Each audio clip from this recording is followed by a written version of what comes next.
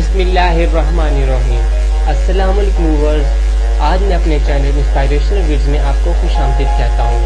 Viewers, आज की इस वीडियो में आपको एक ऐसी शख्सियत की ज़िंदगी से रोशनास कराने जा रहा हूँ जिसके बारे में आप लोग जानते हैं, लेकिन आपको उनकी ज़िंदगी के कुछ ऐसे पहलुओं के बारे में बताना चाहता हूँ जिनसे आप बेखबर हैं। वो शख्सियत कोई और नहीं बल्कि बानी पाकिस्तान मोहतरम कायद-ए-आज़म मोहम्मद अली जिन्ना है। व्यूअर्स, कायद-ए-आज़म का ताल्लुक राजपूत खानदान से था। 19वीं सदी के आगाज में बरसगीर में गच्चा बहुत सी नामवर शख्सियत पैदा हुई, जिनमें काबिल जिक्र शायर मशरिक अल्लामा मोहम्मद इकबाल, मौलाना शौकत अली, मौलाना मोहम्मद अली जौहर, हसरत मोहानी, हकीम अजमल खान, बाबाए सहाफत मौलाना जफर अली खान वगैरह शामिल हैं।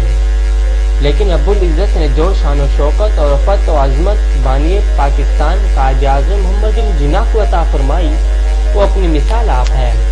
आइए मुसलमानान बरसगीर के निजात व हिंद इस मर्द आहन की गैर सियासी जिंदगी पर एक नजर डालते हैं। कायद-ए-आज़म का ताल्लुक राजपूत खानदान से था। आपके परदादा का नाम मैगजी था और हिंदुस्तान के रियासत काठियावाड़ सदर मुकाम गोंदल के एक गांव पानीली के रहने वाले थे। मैगजी के एक बेटे का नाम पूंजा बाई था, जो कायद-ए-आज़म के दादा थे। खुदा ने पूंजा बाई को 3 बेटे दिए, वाजिब बाई, नाथू बाई और कायद-ए-आज़म के मोहतरम वालिद पूंजा जिन्ना पूंजा की शादी रियासत काठियावाड़ के गांव डमूती के एक खातून शीरी बाई से 1874 में हुई और 1875 में पूंजा जिन्ना कराची आ गए। जिन्ना पूंजा के घर में वजीर मेंशन यूनिहाम बोर्ड कराची में 25 दिसंबर 1876 बमताकी 8 जिकद 1298 हिजरी बारोज इतवार को खुदा ने एक ऐसा चांद उतारा जिसके बाद बरसगीर गैर मुनज़्ज़म मुसलमानों को इकट्ठा करके ठोस कौम की शक्ल दी और इत्तेहाद, ईमान और तंजीम के जरिए उनकी किस्मत बदल दी।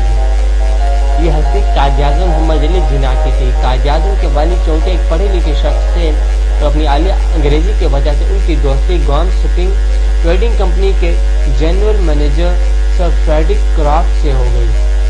1892 में जब कायद-ए-आज़म ने मिशन हाई स्कूल से मैट्रिकुलेशन किया, तो फ्रेडरिक क्राफ्ट ने जिन्ना पूंजा को मशवरा दिया कि वो अपने ज़हीन बेटे को पढ़ने के लिए इंग्लिस्तान भेजे।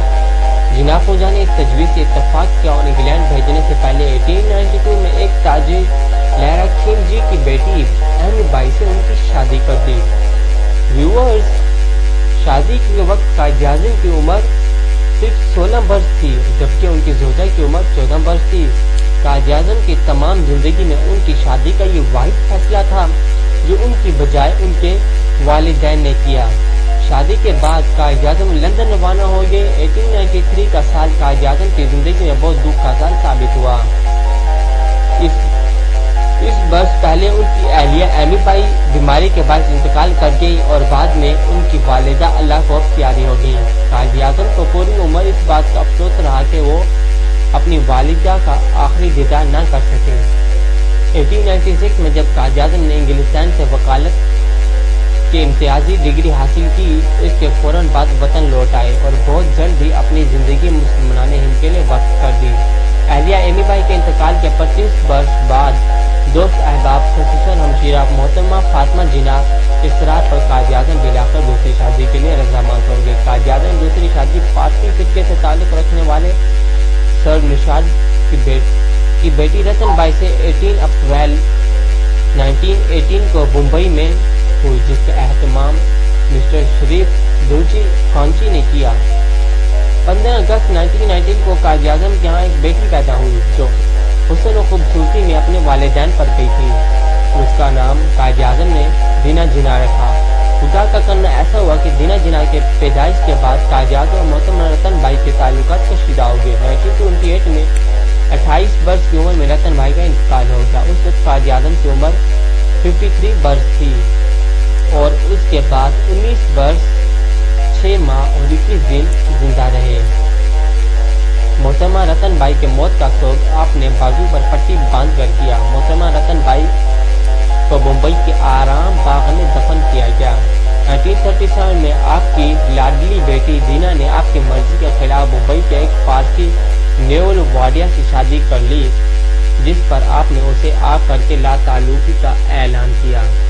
ویورز، مسولینی کہتے ہیں کہ جناح ایک صدی میں ایک بار جنم لیتا ہے جو ایک تاریخی شخصیت ہے۔ اعظم پاشا لکھتے ہیں کہ جناح ایک عظیم ترین سیاستدان تھا۔ سردار کرتار سنگھ کہتے ہیں کہ اگر جناح سکھوں میں ہوتے تو میں ان کی عبادت کرتا۔ وجے لکشمی ہن کہتے ہیں کہ اگر مسلم لیگ میں 100 گاندھی اور 200 عبدالکلام ہوتے اور کانگریس میں صرف ایک جناح ہوتے تو انڈیا کبھی تقسیم نہ ہو سکتا۔ لیڈی ویول کہتی ہیں کہ جناح سے خوبصورت آدمی میں نے کبھی نہیں دیکھا۔ فری لانس کہتے ہیں کہ جناح کسی بھی قیمت پر خریدا نہیں جا سکتا۔ گاندھی خود کہتے ہیں کہ میں کسی ایسی طاقت پر یقین نہیں رکھتا جس سے قائد-اعظم کو خریدا جا سکے۔ ویورز، علامہ شبیر احمد عثمانی جو خود کانگریسی تھے اور جنہوں نے قائد-اعظم کی نماز جنازہ پڑھائی،